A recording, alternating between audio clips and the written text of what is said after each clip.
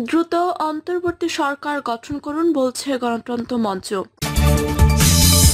এদিকে ভারতে হাসিনা অভিবাসন আইন অনুযায়ী আশ্রয় দিতে পারবে না যুক্তরাজ্য।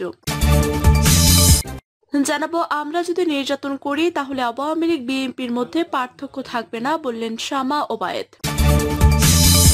এদিকে খেলতে পারলেন না ওবায়দুল কাদের, শুধু বললেন খেলা হবে। জানাবো, অন্তর্বর্তী সরকার প্রধান হতে রাজি ডক্টর ইউনূস, প্যারিস থেকে ফিরছেন শীঘ্রই। আরো জানাবো, বঙ্গভবনে 3 বাহিনীর প্রধান। এবং সর্বশেষ জানাবো, সাবেক মন্ত্রী, এমপি, সাবেক বর্তমান পুলিশ কর্মকর্তাদের খোঁজে গোয়েন্দারা। শুনছিলেন সংবাদ শিরোনাম, এবারে বিস্তারিত। দ্রুত অন্তর্বর্তী সরকার গঠন করুন বলছে গণতন্ত্র মঞ্চ। অন্তর্বর্তী সরকারের দাবি জানিয়েছে গণতন্ত্র মঞ্চ আজ বিকালে নাগরিক ঐক্যের কেন্দ্রীয় কার্যালয়ে গণতন্ত্র মঞ্চের এক জরুরি সংবাদ সম্মেলনে এ দাবি জানিয়েছে গণতন্ত্র মঞ্চের নেতারা। বৈষম্য বিরোধী আন্দোলনে নিহত শহীদদের প্রতি শ্রদ্ধা জানিয়ে গণতন্ত্র মঞ্চের নেতারা বলেন, শেখ হাসিনা নাকি পালায় না, কিন্তু তিনি পালিয়ে গেছেন এবং কোনো দেশ তাকে আশ্রয় দিতে চাচ্ছে না। সাধারণত প্রধানমন্ত্রী পদত্যাগ করার আগে সংসদ ভেঙে দেন, কিন্তু তিনি তা না করে রাষ্ট্রপতির কাছে পদত্যাগপত্র দিয়ে পালিয়ে গেছেন। গত 15 বছরের শাসনের নামে শোষণ করেছে, জনগণের অধিকার কেড়ে নিয়ে দেশকে এক অনিশ্চয়তার অন্ধকারে নিমজ্জিত করেছে। নেতারা বলেন, মুক্তিযুদ্ধের পর গত 53 বছরে বাংলাদেশের ইতিহাসে এ এক গৌরবোজ্জ্বল দ্বিতীয় বিজয়। আর এই বিজয় অসংখ্য ছাত্র জনতার রক্ত, জীবনের ত্যাগের বিনিময়ে অর্জিত। তবে তাদের এই অর্জন কলুষিত করতে একটি অপশক্তি কাজ করছে, যারা লুটপাট, সংখ্যালঘুদের বাড়িঘর ভাঙচুর ও অগ্নিসংযোগ করেছে নৈরাজ্য করে একটি ভীতিকর পরিবেশ সৃষ্টি করে বহির্বিশ্বে দেশের ভাবমূর্তি ক্ষুণ্ণ করার চেষ্টা চালাচ্ছে। আমরা দেশের জনগণের কাছে আবেদন জানাচ্ছি, আমাদের কাঙ্ক্ষিত এই বিজয় যেন ম্লান হয়ে না যায়, সেজন্য সতর্ক সজাগ থাকা এবং যারা লুটপাট, উপাসনালয় ভাঙচুর ও অগ্নিসংযোগ করেছেন তা পরিহার করা, অবিলম্বে আইন শৃঙ্খলা নিয়ন্ত্রণে এনে শান্তি বজায় রাখতে দ্রুত পদক্ষেপ গ্রহণের জন্য রাষ্ট্রপতির কাছে দাবি জানাচ্ছি। ভারতে হাসিনা অভিবাসন আইন অনুযায়ী আশ্রয় দিতে পারবে না যুক্তরাজ্য। বাংলাদেশের সদ্য পদত্যাগ করা প্রধানমন্ত্রী শেখ হাসিনাকে যুক্তরাজ্য আশ্রয় দেবে কিনা তা এখনো স্পষ্ট নয়। কয়েকটি অসমর্থিত সূত্রে জানা গেছে, শেখ হাসিনা ব্রিটেনে আশ্রয় চেয়েছেন, কিন্তু এখনো সেখান থেকে সবুজ সংকেত পাননি।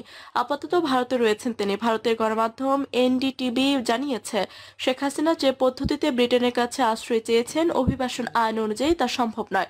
ওই পদ্ধতিতে কাউকে আশ্রয় দিতে পারে না ব্রিটেন। সেদেশের স্বরাষ্ট্র মন্ত্রণালয়ের সাথে যোগাযোগ করে তথ্য পেয়েছে এনডিটিভি। সম্প্রতি ব্রিটেনের ক্ষমতায় এসেছে লেবার পার্টি, প্রধানমন্ত্রী হয়েছেন কিয়ের স্টারমার। জানা গেছে, শেখ হাসিনা আবেদন বিবেচনা করে দেখছে ব্রিটেন। তবে নিয়ম অনুযায়ী এই ধরনের পরিস্থিতিতে যে কোনো ব্যক্তি নিকটতম নিরাপদ দেশেই সাধারণত আশ্রয় চেয়ে থাকেন, জানিয়েছে ব্রিটেনের স্বরাষ্ট্র মন্ত্রণালয়। ওই দফতরের এক কর্মকর্তা জানিয়েছে, কঠিন সময়ে ব্যক্তি বিশেষকে আশ্রয় দেওয়ার ইতিহাস রয়েছে ব্রিটেনের। সেই ইতিহাস গর্বের, কিন্তু ব্রিটেনে পৌঁছে সেখানে আশ্রয় চাওয়ার নিয়ম নেই। তিনি আরো বলেন, যাদের আন্তর্জাতিক নিরাপত্তা প্রয়োজন তারা দেশ ছাড়ার পর প্রথম যে নিকটবর্তী নিরাপদ দেশে পা রাখছেন সেখানে আশ্রয় চাওয়ার কথা। সেটাই তার নিরাপত্তা পাওয়ার দ্রুততম রাস্তা। ব্রিটেনের মন্ত্রণালয়ের বক্তব্য অনুযায়ী ব্রিটেনে গিয়ে সেখানে আশ্রয় চাইতে পারবেন না শেখ হাসিনা। আগে থেকে তাকে আবেদন জানাতে হবে আশ্রয় দানকারী দেশের সরকারকে। এক্ষেত্রে হাসিনা সেই সময় পাননি, তাই এখনো তার কাছে সবুজ সংকেত আসেনি। বাংলাদেশ ছেড়ে প্রথমে ভারতেই পৌঁছেছেন শেখ হাসিনা। আপাতত তাকে ভারত আশ্রয় দিয়েছে। নিরাপদ আশ্রয়ে যেতে কিছুদিন তাকে সময় দেওয়া হয়েছে বলে সর্বদলীয় বৈঠকে জানিয়েছেন ভারতের পররাষ্ট্রমন্ত্রী এস জয়শঙ্কর। তিনি জানান, শেখ হাসিনা পরবর্তী পরিকল্পনা কি তা তিনি ভারত সরকারকে জানালে সে অনুযায়ী পদক্ষেপ নেওয়া হবে। আমরা যদি নির্যাতন করি তাহলে আওয়ামী লীগ বিএনপির মধ্যে পার্থক্য থাকবে না বললেন শামা ওবায়েদ।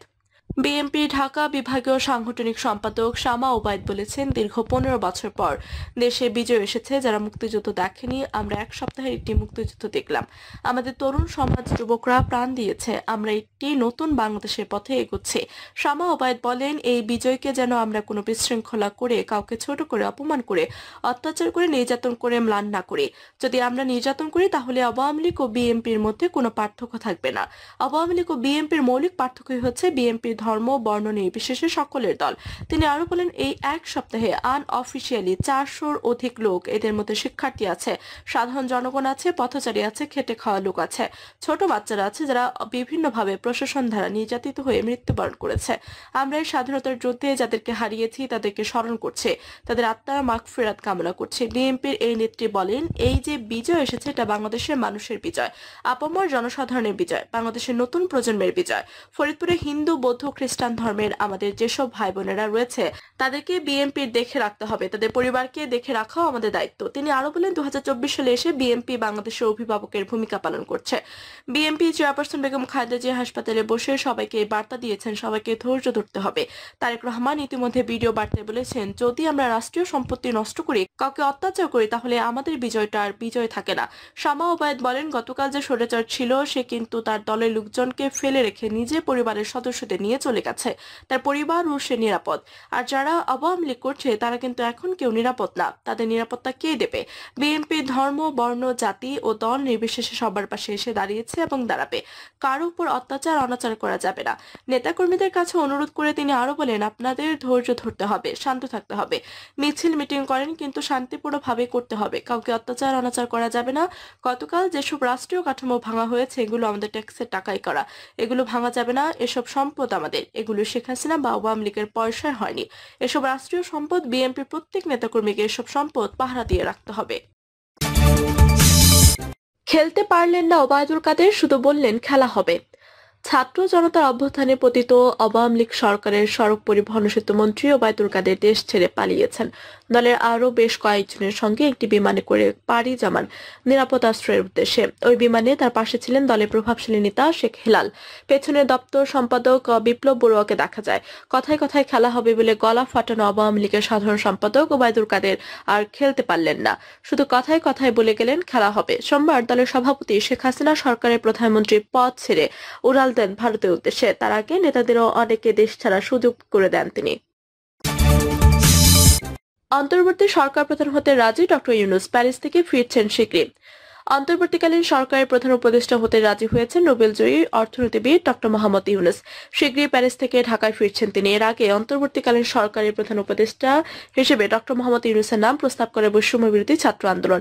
এ বিষয়ে বিবিসিকে ডক্টর মোহাম্মদ ইউনূস বলেন, যে শিক্ষার্থীরা এত ত্যাগ স্বীকার করেছেন, তারা যখন এই কঠিন সময়ে আমাকে এগিয়ে আসার অনুরোধ করেন, তাহলে আমি কিভাবে তা প্রত্যাখ্যান করি। এর আগে গতকাল সোমবার কোটা সংস্কার আন্দোলনের ধারাবাহিকতায় ছাত্র জনতার বিক্ষোভের মুখে পদত্যাগ করে দেশ ছাড়েন শেখ হাসিনা। এরপর শুরু হয় দেশ পরিচালনার জন্য অন্তর্বর্তীকালীন সরকার গঠনের প্রক্রিয়া। বিষয়টি নিয়ে বঙ্গভবনে 3 বাহিনী প্রধানদের উপস্থিতিতে বিভিন্ন রাজনৈতিক দলের নেতা ও নাগরিক সমাজের প্রতিনিধিদের সঙ্গে বৈঠক করেন রাষ্ট্রপতি মোহাম্মদ শাহাবুদ্দিন। বঙ্গভবন থেকে পাঠানো সংবাদ বিজ্ঞপ্তিতে বলা হয়, জাতীয় সংসদ ভেঙে দিয়ে অনতিবিলম্বে অন্তর্বর্তীকালীন সরকার গঠন করা হবে। ভোর রাতে এক ভিডিওতে বৈষম্য বিরোধী ছাত্র আন্দোলনের অন্যতম সমন্বয়ক নাহিদ ইসলাম অন্তর্বর্তীকালীন সরকারের রূপরেখা ঘোষণা করে বলেন, তারা সিদ্ধান্ত নিয়েছেন সর্বজন গ্রহণযোগ্য আন্তর্জাতিক খ্যাতি সম্পন্ন নোবেলজয়ী ডক্টর মোহাম্মদ ইউনূসকে প্রধান উপদেষ্টা করে অন্তর্বর্তীকালীন সরকার গঠন করা হবে। ডক্টর মোহাম্মদ ইউনূসের সঙ্গে তাদের কথা হয়েছে। তিনি ছাত্র জনতার আহ্বানে বাংলাদেশকে রক্ষা করতে এই গুরু দায়িত্ব নিতে সম্মত হয়েছে। নাহিদ ইসলাম আরো বলেন, তারা সকালের মধ্যে এই সরকার গঠনের প্রক্রিয়া দেখতে চান। রাষ্ট্রপতির কাছে আহ্বান রেখে নাহিদ বলেন, দ্রুত সময়ের মধ্যে ডক্টর মোহাম্মদ ইউনূসকে প্রধান উপদেষ্টা করে অন্তর্বর্তীকালীন সরকার গঠন করা হোক। বিবিসির প্রতিবেদনে বলা হয়েছে, ডক্টর মোহাম্মদ ইউনূস বর্তমানে ফ্রান্সের প্যারিসে আছেন। তিনি শীঘ্রই ঢাকায় ফিরবেন বলে ইউনূস সেন্টারের নির্বাহী পরিচালক লামিয়া মোরশেদ বিবিসিকে জানিয়েছেন। বঙ্গভবনে 3 বাহিনীর প্রধান। সারা দেশে বর্তমান পরিস্থিতি ও অন্তর্বর্তীকালীন সরকারের রূপরেখা নিয়ে আলোচনার জন্য বঙ্গভবনে প্রবেশ করেছেন সেনাপ্রধান, নৌপ্রধান ও বিমান বাহিনী প্রধান। মঙ্গলবার সন্ধ্যা 7:40 বিশাল এক গাড়ি বহন নিয়ে বঙ্গভবনে প্রবেশ করেন তারা। এর আগে সন্ধ্যা 6:30টার দিকে সেনাবাহিনীর একটি মাইক্রোবাসে বঙ্গভবনে প্রবেশ করেন কোটা সংস্কার আন্দোলনের প্ল্যাটফর্ম, বৈষম্য বিরোধী ছাত্র আন্দোলনের 13 সমন্বয়ক ও ঢাকা বিশ্ববিদ্যালয়ের অধ্যাপক আসিফ নজরুল এবং অধ্যাপক তানজিম উদ্দিন। আন্দোলনের অন্যতম প্রধান সমন্বয়ক নাহিদ ইসলাম বলেন, আমাদের 13 সদস্যের টিম বঙ্গভবনের রাষ্ট্রপতি 3 বাহিনী প্রধানের সঙ্গে সাক্ষাৎ করতে এসেছে। আমাদের সঙ্গে ঢাকা বিশ্ববিদ্যালয়ের অধ্যাপক আসিফ নজরুল এবং অধ্যাপক তানজিম উদ্দিন রয়েছে। দেশের বর্তমান পরিস্থিতি ও অন্তর্বর্তীকালীন সরকারের রূপরেখা নিয়ে সেখানে আলোচনা হবে। আলোচনা শেষে আমরা বিস্তারিত জানাবো। সাবেক মন্ত্রী, এমপি, সাবেক বর্তমান পুলিশ কর্মকর্তাদের খোঁজে গোয়েন্দারা। অন্তর্বর্তীকালীন সরকারের প্রধান উপদেষ্টা হতে রাজি হয়েছেন নোবেলজয়ী অর্থনীতিবিদ ডক্টর মোহাম্মদ ইউনূস।